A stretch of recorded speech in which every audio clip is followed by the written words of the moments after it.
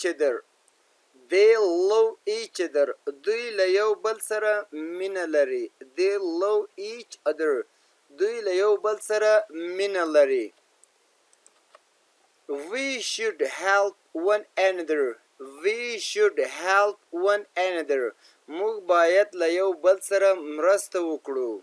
سلامونه دوستانو، زموږ د نن درس دی په kinds of pronoun کې reciprocal pronouns متقابل ضمیرونه. دا څه شی دی؟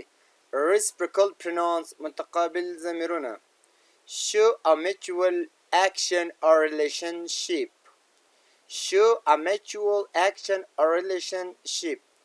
دوه یا ډیر اشخاصو ترمنځ متقابل عمل ښودنه کوي.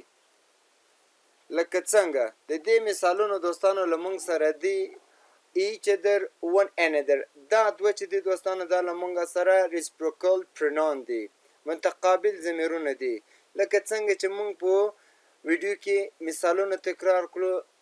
they love each other. دوی له یو بل سره مینه لري. we should help one another.